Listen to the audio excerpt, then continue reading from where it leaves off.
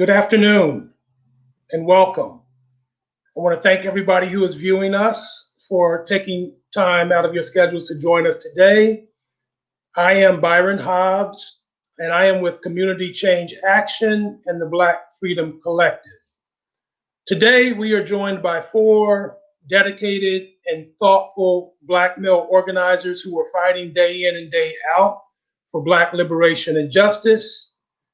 Today's panelists will be discussing how systems of oppression have impacted Black male organizers with a particular emphasis on patriarchy and structural racism in the movement. But before I introduce the panelists, I want to invite everybody who is viewing with us today to please share your thoughts, your ideas, your comments in the chat box, so that this conversation will be even further enriched. And if time allows, I will call on the panelists to speak to some of the additions that folks have included in the chat box. The second thing I'd like to do, and I certainly would be remiss if I did not take time to stress the importance of the current political moment for Black folks to fully participate right in the electoral process, like in this election season. And so we're urging everyone, each and every one of you, to reach out to friends, to family, to loved ones, to ensure that they show up right in this political moment and beyond. And even as crazy as it may be, we really do need for Black voters, right, to exercise their vote. So with that, let me begin with introducing our panelists today. So with us today, we have Devon Branch. Devin is the lead organizer for the Right to Justice campaign with the Texas Organizing Project, based out of Houston, Texas. And so the Texas Organizing Project, otherwise known as TOP, is a statewide multiracial organization that's fighting to build power for Black and Latinx communities across the state. We also have with us today Deangelo, who is the executive director for Worker Center for Racial Justice, based out of Chicago. Deangelo is a longtime organizer and is currently leading up multi-state electoral work, both in Chicago or in the state of Illinois, as well as in Wisconsin. We have Ken Whitaker. So Ken is with us from Detroit, Michigan. Ken is the director of movement politics for Michigan People's Campaign, also leading up some very important work in this moment to make sure that Black voters are engaged in the process and showing up, on election day. And last and certainly but not least, we have Richard Wallace, who is the executive director of Equity and Transformation, based out of Chicago, Illinois. So brothers, let me extend again a warm welcome to each and every one of you. I want to thank you for joining today, right, and engaging in a critical topic that I feel is necessary to begin breaking down barriers in building power in Black community. We all know that there's a current reality that Black folks are experiencing. So we know the COVID-19 crisis is having a disproportionate impact on Black people and Black community. The same is true for this economic recession, right, that was caused by COVID and its impact on Black workers, essential Black workers, Black families. Unfortunately, we're witnessing setback after setback as it relates to the killing of Black life by law enforcement, right, and racist individuals. And as we speak, right, currently in this moment, we're seeing voter suppression tactics that are designed to limit Black voter power. So we know all that is going on. That is the reality for Black people in this moment. But we also want to take time today, right, for each of our panelists to speak to some of the historical context, particularly as it relates to structural racism and patriarchy, and what that means for Black male organizers, Black organizers in general. So let's dive in. And Ken, I'm going to pose this question to each of our four panelists, but I'm going to start with you, Ken. And so as it relates to patriarchy, for me, I view it as a social construct, right? That was never intended to benefit Black men. In fact, I feel the opposite is true. But here's the question that I'd like for you to lead us off with, Ken. So how is patriarchy manifested in the behaviors of Black men, and perhaps even in this current political moment?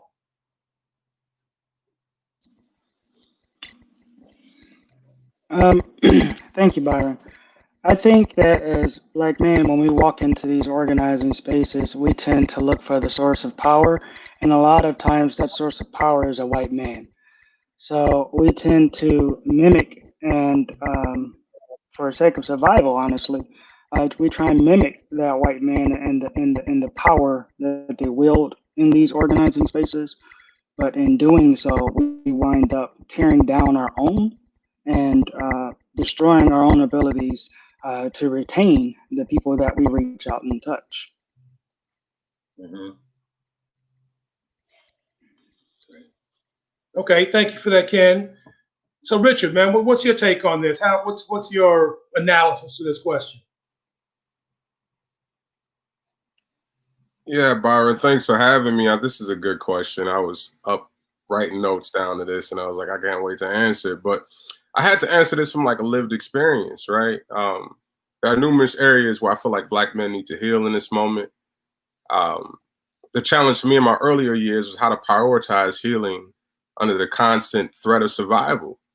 Like, how do we practice radical forgiveness in a country that sees punishment as the only solution? My pedagogy for living in earlier years was to punish everything that was around me, not necessarily realizing that that way of thinking at its root was the very system that I had to dismantle to get free. I think as Black men, we often enter this work with a blind ignorance of what it is that we're holding upon entering, right? So we don't know these things. It isn't like we know, you know what I mean? Like, I didn't get introduced to sociology until college. So if I had made it there, I probably wouldn't have known how deep, I was conditioned, right?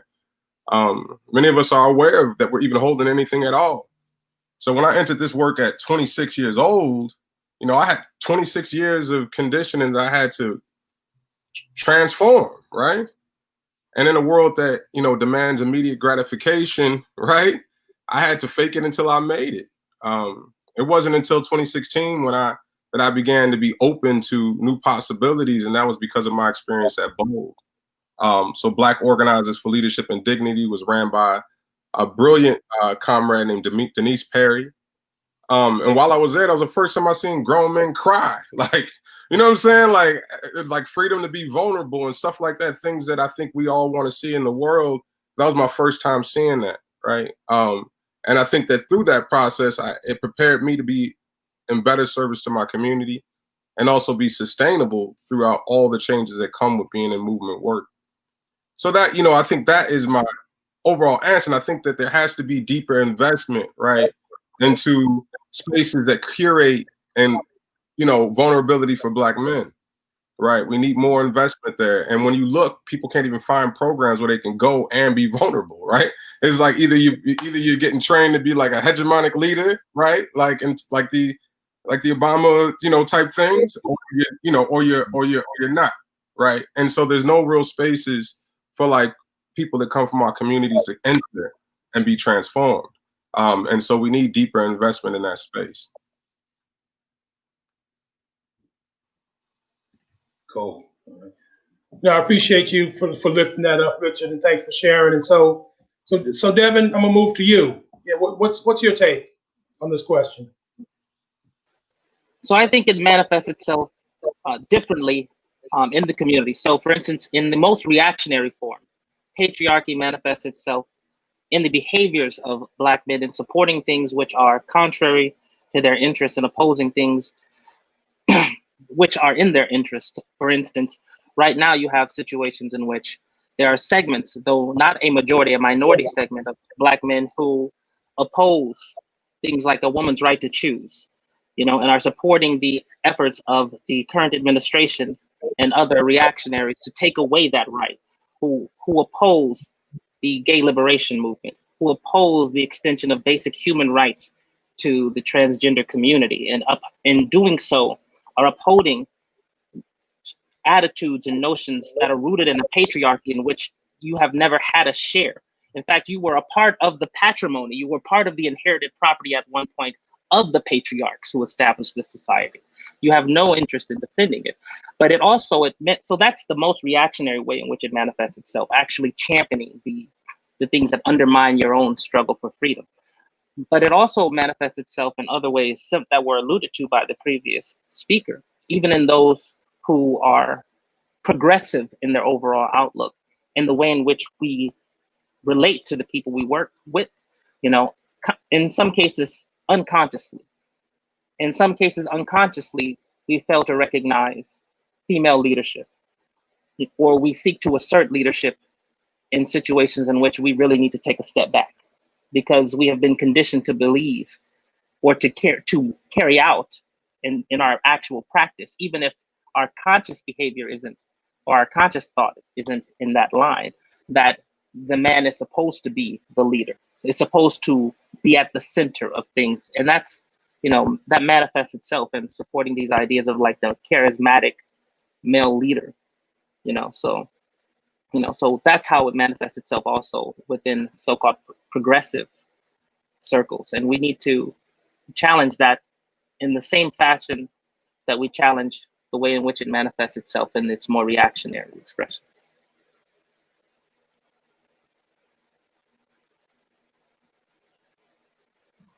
Great, thank you, Devin.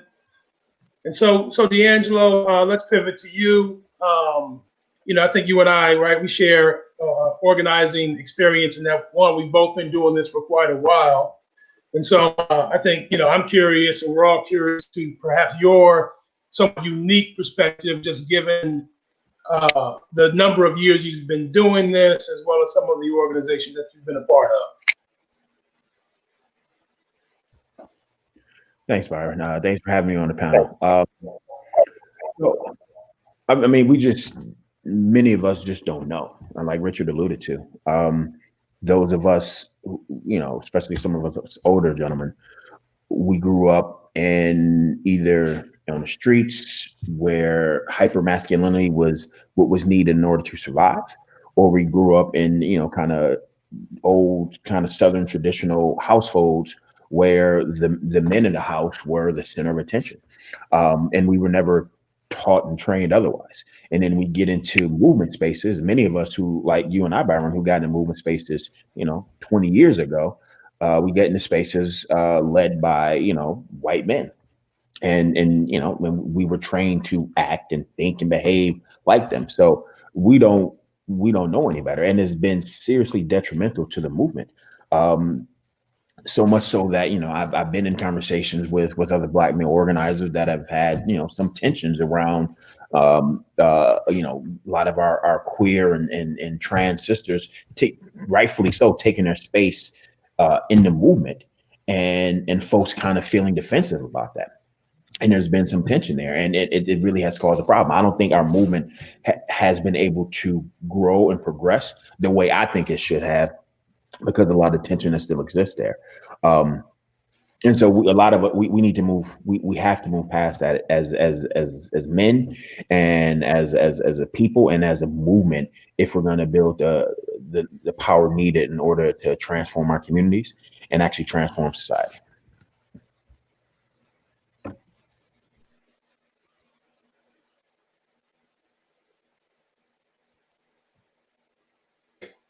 Appreciate that, Deangelo. So I think we have enough time maybe just to unpack this. And I know I've been in conversation with you, and I think also with you, Deangelo. Anecdotally, what I've been seeing on both social media and as someone that listens to Black Talk Radio, that, this notion of patriarchy, right, this false sense of power and security that I would argue some Black men latch on to, is it showing up in the current political moment, right? So increase in the number of Black men that are supporting Trump, some of the views and opinions that are being shared right on in Black Talk Radio, as well as, social media. And so I just wanted to, I guess concretely, and maybe I'll start with you, Ken, like where does that sit for you? Do you feel that this increase in the number of brothers that are supporting Trump is in fact somehow tied to patriarchy or not? You know, I think I've said this before. I'll say it again. I don't think that black men are supporting Trump as a link to patriarchy. I think that a lot of black men, and I'll tell you first off, if Trump gets 17 to 19% of black male vote, it doesn't matter who else votes because Trump will win.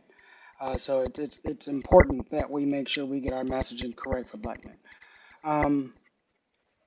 I don't see it as patriarchy. I see it as anger. I mean, you look through the Bush years, the Clinton years, the Obama years, now Trump years. You look around, everything still looks the same. And this is the message I'm getting from the black men I contact. It's like it doesn't matter who they vote for as president, their life doesn't change. It's still looking around and you see crap. And there's anger involved with that. And then a disenchantment with the top of the ticket. You know, people only come into our neighborhoods and say, you know, it's time to vote, and you got to vote for Biden, or you got to vote for Obama, or you got to vote for Clinton. But there's never been an attachment in that messaging of what's actually going to change in your life. So I don't link it to patriarchy. I'm linking it to just sheer anger and frustration with always being at the bottom of progress.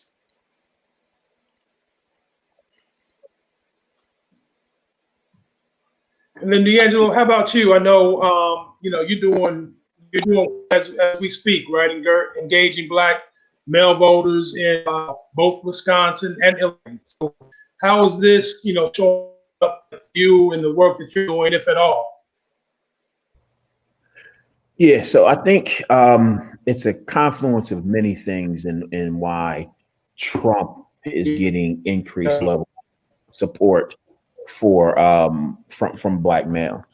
So one, I would just say, we should just know historically, there's always been a larger percentage of black men who vote Republican. Even during Obama years, I think somewhere between 6 to 8% of black males voted for the Republican candidate versus like 3 or 4% for black women. So that's one thing.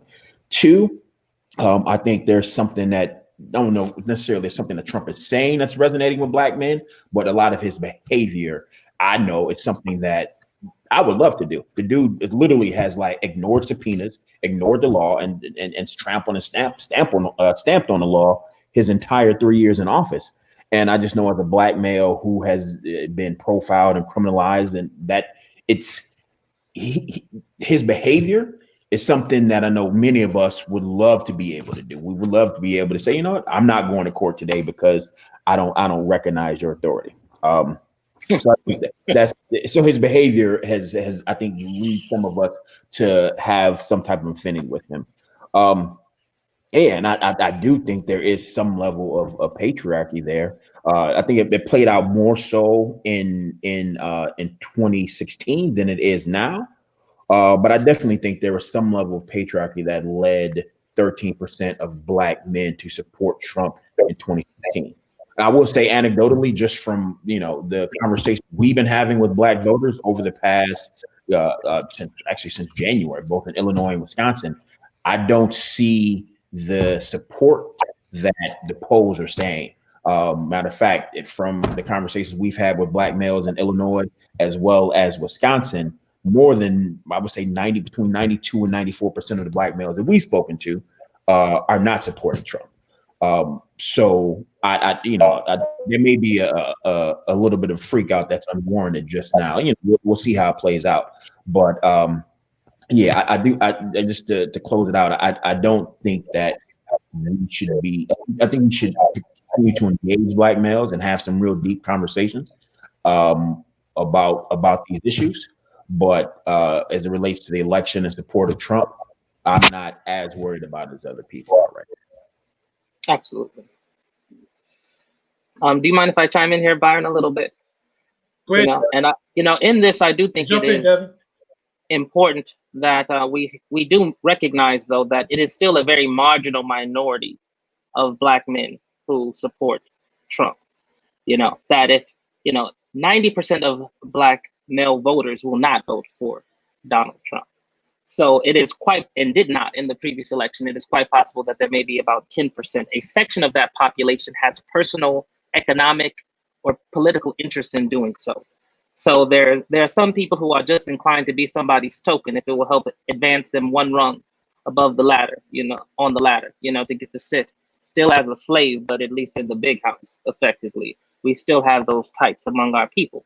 Those people, some of them are in the clergy, who were hoping to get more funds from faith-based initiative supports, and they have supported them. Some of them are multimillionaires and nearing billionaires who have a personal financial stake in tax cuts, which undermine the very services that so many people in our community depend upon, or who have access to healthcare options, both themselves and the women in their community, who won't be impacted in the same fashion because they can pay to send their wives, to send people overseas or to different states to have access to abortion care if abortion is outlawed. So these are a marginal minority of Black men. And I think it's important that we recognize that so that we don't in any way equate the relationship between the white male population and the broader society, the actual people who hold the patriarchy, the actual patriarchs who hold the resources, who control the wealth, who own the property in this society, with the attitudinal chauvinism that exists within every community and exists within the Black community, but manifests itself politically to a much lesser degree than in any other community. If any other segment of the population voted, if white males, even white male working class people, voted 90%, progressive, that would be looked at as a revolutionary change. So I think that's critical that we, while we challenge the chauvinism and attack it and fight to undermine it where it exists and how it manifests itself, we shouldn't equate the situation between white society and the rest of us, the involuntary members of this political community. And, I think that's critical.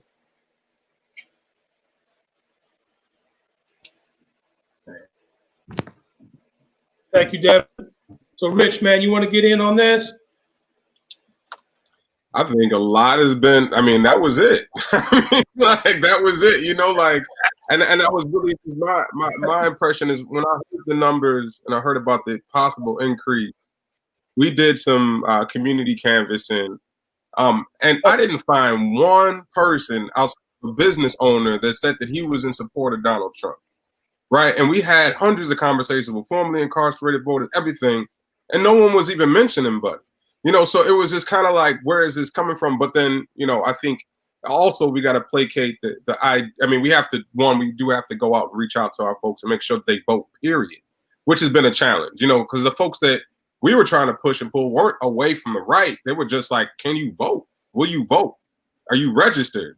Do you have your state ID yet? Like the different things that barriers to even get to the point of like, yes, I'm going to vote, and to who, were things that we had to tackle and address. And that's been making up most of our work. And I disagree with everything, that's been said. Devin, you did a great job of kind of just laying it out as well. So this is everybody. This is good. Oh, good. Okay. So brothers, we're gonna pivot, and I apologize if I'm coming across a bit choppy. I understand I might be having some connection issues. So let's shift. Let's shift to and spend some time talking a little bit about our experience with structural racism in the movement, and some of you all have alluded to that already.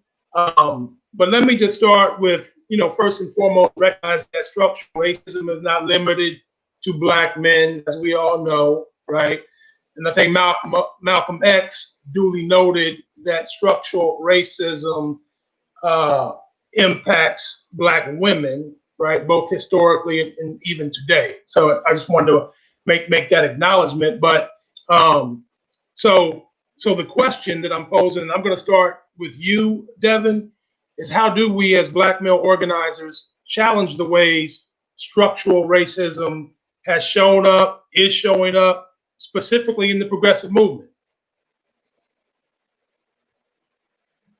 Right on. I think there are multiple ways, but I think one of the things is that we have to be rooted in the history of our own people's struggle and the role and the prominent role that that Black women have played in the liberation struggle. You know, from the time of the Maroon communities who were fighting against the enslavement of our people, up through Harriet Tubman and the times of Harriet Tubman, David Walker, people of this nature, up through, you know, Ella Bakers and people like Queen Mother Audley Moore, you know, who were very central to the development, not just the organizing, but also developing the ideas that formed the Black liberation movement, which is the movement really that our people have been in since 1619. You know, our movement intersects with progressive movements, you know, which is progressive only in relation. The so-called progressive movement is progressive only in juxtaposition to the neo-Confederate power structure that exists. It's not progressive in relation to the aspirations of our people for actual liberation, you know. So, but if we root ourselves in those experiences, then we don't have to take models from white society, even well-meaning progressive models. You know, if we look at what was done by SNCC, you know, people like Ella Baker, or even in more contemporary times, you know, recently a significant political prisoner was released in New York from New York State prisons, Jalil Muntakim. And part of that came through the effort of thousands of people over 40 years. But a lot of that work around fighting for prison reform and the liberation of our political prisoners was done by a woman named Safia Bukhari, who was a Black woman who had been in the Panther Party and the Black Liberation Army and supported this struggle for national independence for our people. You know, so if we don't have to, we have such a rich experience that actually challenges the notions of patriarchy, that if we are rooted in our own experience, we will see models of liberatory practice that we are currently being deprived of, that we don't really know on a mass level.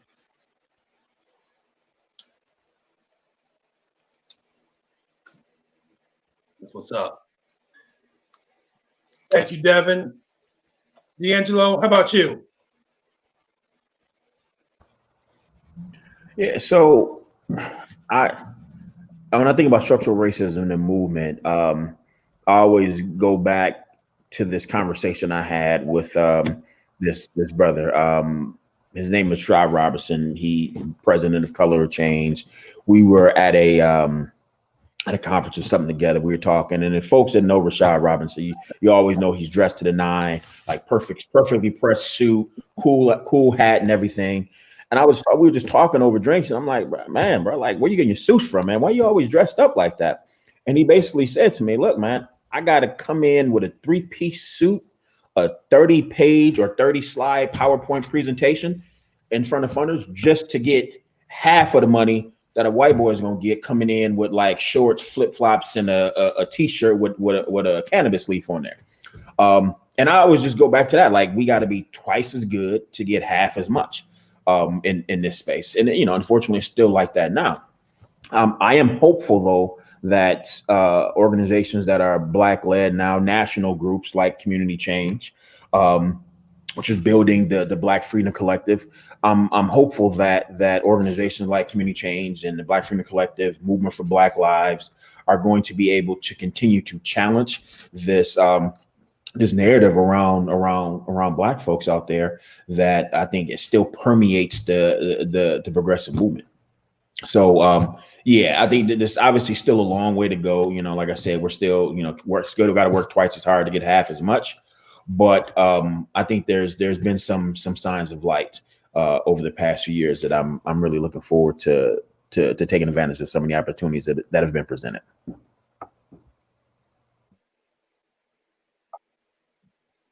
I appreciate that, Deangelo. And you know, what came to my mind was this notion of like Black exceptionalism, right? In terms of how we have to show up as Black men, as Black organizers in spaces that are not led by us, right? And so I want to pivot to you, Ken, because I think you share a similar background as relates to how organizers and Black organizers have been trained, right? And as somebody who has been through organizing training and who has led organizing training, this conversation reminds me of this need or this feeling or this pressure to be exceptional, but under other people's standards and not necessarily my own, and connecting with those folks that I was training, particularly those Black folks I was training. So you can address that, Ken, or just take it and, take this question in the way that you want to take it. Thanks, Byron. I could lift up both of what Devin and Deangelo said, because like he's taking the words out of my mouth. But like as I said earlier, we come into these movement spaces and we start, looking around as to how we should be performing. And then we look to the source of power. And normally that's a white man in these organizations. I've worked in white-led organizations, and I'll tell you that, it destroys our ability to retain those that we contact when we start to organize like white men. I think it was Devin that said about an understanding of our history and ourselves, but also the courage to stand up and demand that this way of organizing stops because it's damaging our people. You talked about Rashad Robinson and the suits. It's all part of this thing of professionalism, and that comes from this white male structure, right? How I talk, how I dress, that always has to be addressed before we can actually get to the meat of an issue. And I think one of the ways that we stop this is we start taking over white-led organizations, we start building Black-led organizations, and we start building out Black philanthropy and funders. Because even with the Black-led organization, that money is still coming from a white foundation, right? Yeah. And those foundations are still giving deliverables, and those deliverables are still smashing Black communities from the way we wind up organizing to meet these deliverables, right? So once we start taking over these organizations and building our own organizations and building our own money flow of philanthropy, then we won't have to deal with so much of the structural racism within these movement spaces.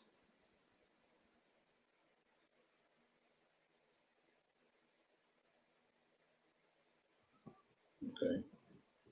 Thank you, Ken. Rich? Yeah, I think again, lots already been said. I can just, again, I come from my personal experience in this work, and I think it was real cute when I started off Equity and Transformation. No deep investment whatsoever, and we're tackling an issue like Black informality, and there's very little resources that go to. What's interesting to me is that, how do I say this? Over 80% of homicide victims in the city of Chicago are young Black men ages 18 to 35. 85%. It's about 79% of the perpetrators are the perpetrators of homicides are young Black men aged 17 to 25. That same population, right, represents the highest group of unemployed people in the United States. In the city of Chicago, right? Mm-hmm. And there's no investment there. There's just absolutely there's no programs. Outside of like prison, jail, and or like treatment, right? Most of the systems that they enter are around punishment and or reforming them in ways that are like, the reason that you're in the condition that you're in is because your pants are sagging. If you change your attitude, you will get A, B, and C, and B, right? And then we have these foundations who bifurcate our communities into silos of deserving and undeserving. Who's deserving of intervention, right? Who's deserving of intervention? And or what they do is they settle for one token to speak on behalf of all Black folks from that specific community, and they leave that. And so that has been how structural racism shows up in the work, right? I always question, like, why hasn't reparations surfaced the way it should in this moment? Because philanthropy is not investing in that narrative. It is that simple. It is that simple. So when we begin to build out Black-led institutions, I can say, no, we're going to keep reparations on the table, right? The problem is that you have, at scale, you have these organizations that have 20 staff people, So immediately when COVID-19 hits, they can get the information out 10 times faster than we can. And before you know it, the narrative has already been stolen. So by the time we engage and get to capacity, get the scale to engage in it, the fight is already theirs. So either we align with their demands, right? Or we go against the grain, right? And when we go against the grain, it's just not seen. We get no visibility, right? Our work becomes siloed, right? So there needs to be, I agree with everything that's been said as it relates to, like, we need Black philanthropy. Come on, y'all, wherever y'all at, come on through. You know what I'm saying? Because we can begin to, until we get there, we can't really identify or dream as to what is possible, right? What we get is, and if you ever applied for a grant, you're applying for their definitions. You're filling out their questions, their definitions. What do you consider equity? What they consider equity, write it out. How much you gonna get for this? $25,000. I done wrote 18-page documents for $25,000. And then, so I think another thing that it impacts is, like, us as individuals and organizers in this moment. We are Black folks. I didn't had so many family members pass away and die during this pandemic. Mm-hmm. I'm watching Black people get killed on cameras during this pandemic. And while I'm doing those things, while simultaneously trying to fight against this same system, with less funds and with less resources, right? And so that's how structural racism plays out in cities like Chicago, right? And so I think it's extremely important for people to begin to invest in the populations and in the communities, because I'm fighting for folks that are in the street economies, right? Because I don't believe there's any greater indicator than one's proximity to pain or to trauma than your ability to access a formal occupation in a capitalist country. Mm-hmm. Capitalism is the country is designed by capitalism, which means that you have to acquire a job and trade your labor for a wage in order to acquire subsistence. So we have an entire group of our people that are in the city of Chicago who are boxed out of that system because of ableism, sexism, transphobia, homophobia, and the mark of a criminal record. And there's very little or no attention given to that community. What we settle for, and no, we have to begin to invest there. I think that's my point in saying is that, like, we have to begin to invest there, be intentional about investing there, because as long as our communities and our cities see 600 murders every year, there can be no equity, you know, for Black middle class folk, right? You know what I'm saying? Like, I think it brings up Harold Cruz in his novel on middle class integration or cultural decolonization. It's all of those pieces put together, and there can be no Black middle class unless all of us rise together. You know what I'm saying? And so I think when it comes to structural racism, that's my take on it, right? Like, we have to have deep investment in Black communities as a whole. Stop segmenting our communities into silos and saying, which population do you want to serve? Like, we're going to serve Black people, period. You know what I'm saying? Like, that's where I'm at with it. And like, stop telling me where I cannot organize. You know what I mean? Like, I have to organize where I see the trauma. And that's where I see the trauma in Chicago. Right on. Man. You know, go ahead. I don't want to interrupt Byron, but there was something I just wanted to mention about the issue that's been raised about the funding. And I think it raises to me the issue that, you know, we have to build and deepen our base in the Black working class, because it is the Black working class that our people is so disproportionately concentrated in the working class because we are a people who grew out of a single class of enslaved people, basically. We are one of the only peoples in the history of humanity that grew out of one class, you know, and our people are concentrated there. And if we empower that community and get the resources from that community by building our base of support in that community, then we will be free of the dependency on those whose interests may not align with ours, either at the present or definitely down the line, once we get past some of the more liberal changes and move towards more radical and progressive change.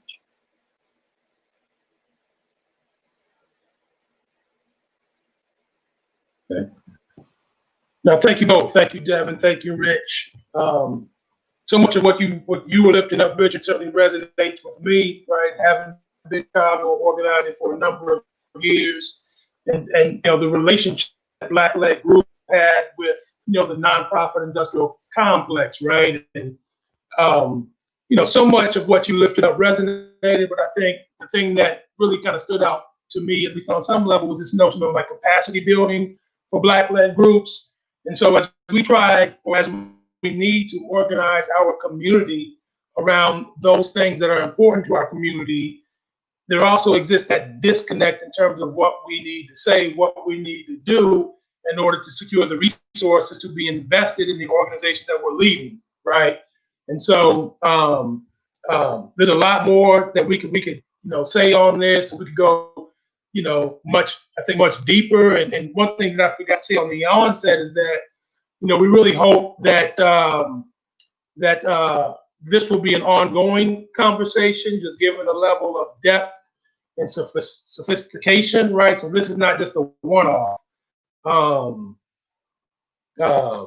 Sorry, my producers are nudging me, but so yeah, Rich, Deangelo, Ken, appreciate what you guys have lifted up, and so now we're going to move towards the end of the program, and we do have one final question for all four panelists.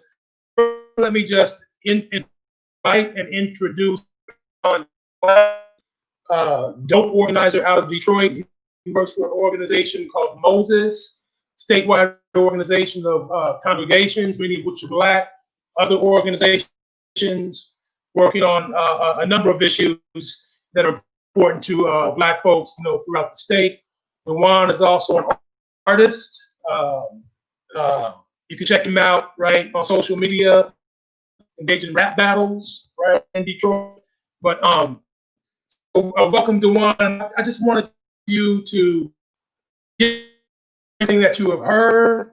What is something that you want to bring into the space right now, and then we'll pivot for closing remarks to the rest of the brothers. Yeah, thank you, Byron, for that introduction. So one, I think this was amazing to hear. I think this needs to happen more. As a person who oftentimes in spaces is the only Black male in that space. So this is crucial and needs to be seen.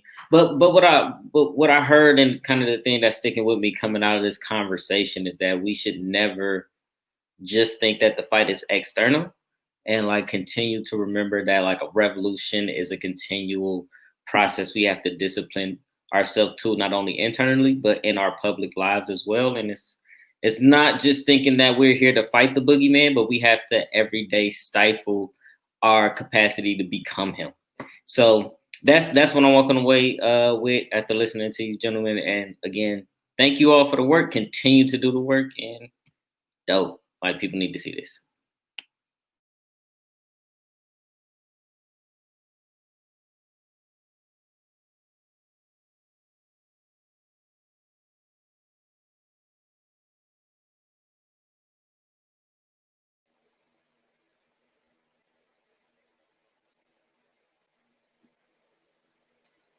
You're muted, Byron, if you're talking. You guys hear me? Now we can. All right, I'm back. Okay, thank you, Juan. So, in closing, I want to extend the invitation to Deangelo, Devin, and Richard. Like, if it was, one thing that you want to take away, right, from this conversation, what would that be, right? Or is there a particular way in which you intend to show up moving forward, from this conversation, frankly, what you brought to this conversation, right? So I know that's a bit abstract, but Ken, why don't we begin with you? What are your takeaways and ways in which you intend to move forward out of this? My takeaway is honestly what Dewan just lifted. Like, this revolution isn't, and the fight isn't all external. A lot of this is internal, and that's a constant battle every day amongst ourselves, especially working in white spaces.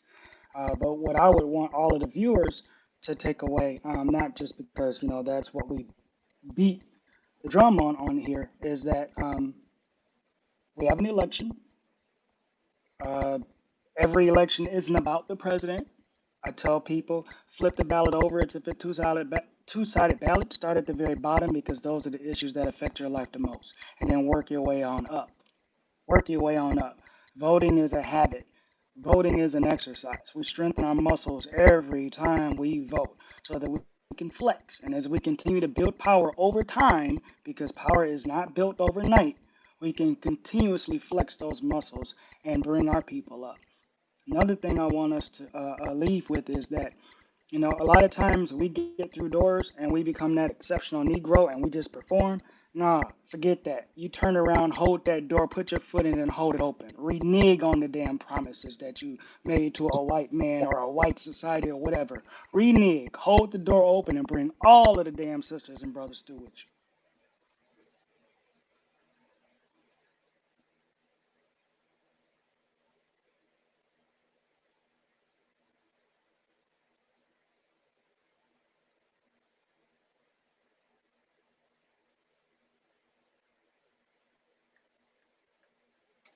Hey, So Devin? I can jump in here if you don't mind.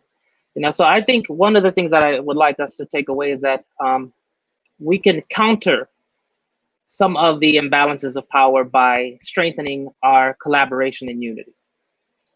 And by recognizing that the empowerment of Black women does not come at the expense of Black men. We have no interest whatsoever in upholding patriarchy in this society, and that, and I think the last thing is that these elections are critical. So our people in our masses need to come out and participate and vote the entire ballot, not just the top of the ticket, but also recognize that no amount of elections by themselves will lead to our liberation, that we will only get to the point where we want to get to when we empower the masses of Black and brown working class people. So in addition to elections and going out on November 3rd, be ready to mobilize November 4th, 5th, and throughout and the other 364 days of the year to fight for the things that are critical to our community.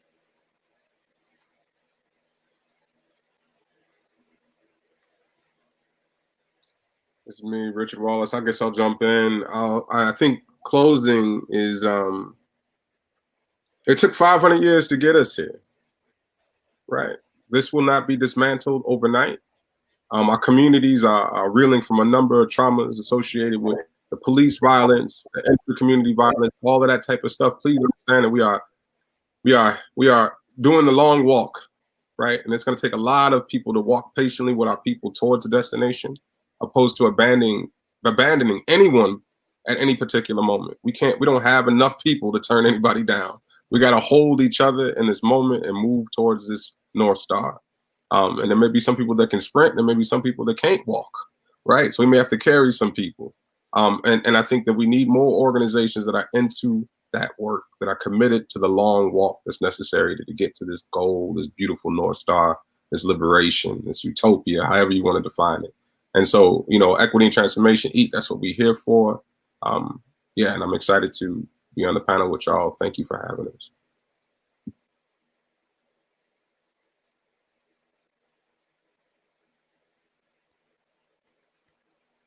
I guess we have Deangelo. Did you? Yeah. I'm sorry. So I guess a couple things. One, we got to do the internal work we talked about before. So that internal work of really addressing patriarchy and structural racism within our movements, especially patriarchy within Black organizations and Black spaces. Like I said, our movements are not going to progress the way we want to unless we begin to address that. Two, we have to begin to create kind of our own spaces and build our own set of power outside of the progressive movement, so to speak, this large progressive movement. Until we have kind of true, authentic Black power building spaces, I think we're always going to have to kind of, be the token, exceptional Negro in the room in order to really to get what we deserve. And then the last thing I guess I'll say, and what I think folks should take away is this election that's coming up is not the most important election of our lifetime, regardless of what people think. If I was going to say the most important election of our lifetime was actually back in 2016. where we didn't show up, and there were multiple reasons why we didn't show up. Patriarchy, the fact that no one engaged us. Yeah, I can go into a whole bunch of litany of things of what happened with that campaign and why things kind of fell off the rails. But I would say that in 25 days from now, 26 days, whatever, how many days there is, we really do need to show up, not just to get that orange fool out of the office. We need to show up for ourselves. There are a lot of other races that Ken talked about that are really important to us. For us, like we're working on a prosecutor race in Lake County, Illinois, trying to get a prosecutor who basically accused 4 young youth of color of murder for no good reason. Their state representatives, their ballot initiatives. There's many things on a ballot that actually impact our daily lives as Black folks that we need to show up for. And again, I don't, I'm at the point now where, what's going to happen with the presidential race is what's going to happen. On November 3rd, we'll see who's right. But we need to show up because there's just so much at stake. Again, what happens at the presidential level, is not as impactful as what happens at the local level. So like Ken said, flip your ballot upside down, start from the bottom, work your way up, but definitely show up.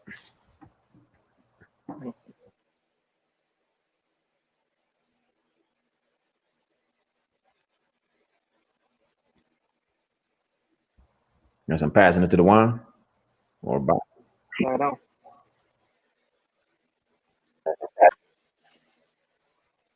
I think Bianca's going to wrap up for us. There she is.